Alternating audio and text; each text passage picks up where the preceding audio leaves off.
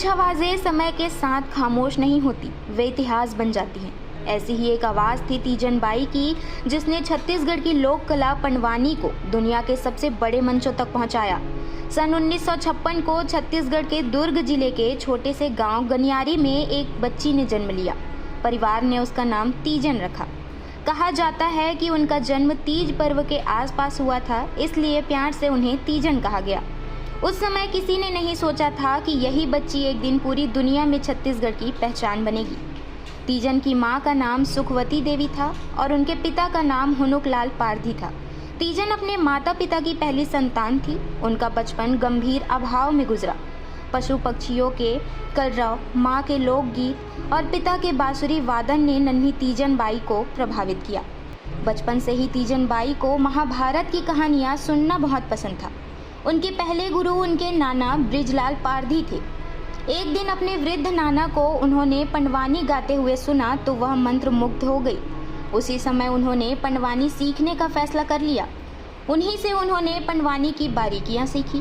केवल 13 साल की उम्र में उन्होंने पहली बार सार्वजनिक मंच पर पंडवानी गाई।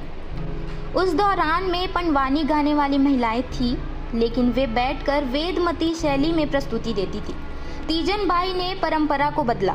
उन्होंने कपालिक शैली अपनाई, जिसमें कलाकार खड़े होकर अभिनय, संवाद और गायन के साथ पूरी महाभारत को जीवंत कर देता है। शुरुआत में समाज ने विरोध किया, उन्हें अपने घर से निकाल दिया गया। पंडवानी गाने की वजह से उनकी पहली शादी तक टूट गई। दूसरी शादी में भी पंडवानी गायन के कारण ही दरारें आई, लेकिन उन्होंने हार नहीं मानी। उनकी बुलंद आवाज़ और अभिनय ने लोगों को मंत्रमुग्ध कर दिया। गांव के छोटे मंचों से शुरू हुआ सफ़र जल्द ही देश भर में गूंजने लगा। फिर आया वह पल जिसने उनकी कला को अंतर्राष्ट्रीय पहचान दिलाई।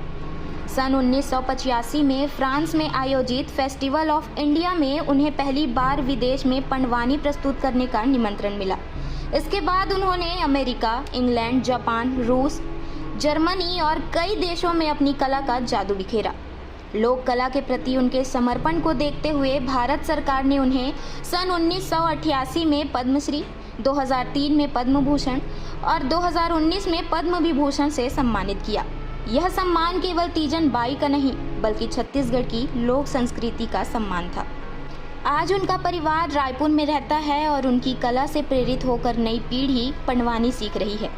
तीजन बाई सिर्फ एक नाम नहीं थी, वे एक परंपरा थी, एक ऐसी आवाज़ जिसने महाभारत की कथा को गीतों में पिरोकर दुनिया तक पहुंचाया। उनका शरीर भले एक दिन इस दुनिया से विदा हो जाए, लेकिन उनकी आवाज़ हमेशा गूंजती रहेगी, हर उस मंच पर जहां पंडवानी का नाम लिया जाएगा। देश और दुनिया की तमाम खबरों को जानने के लिए बने रहें निशानेबाज के साथ। नमस्कार।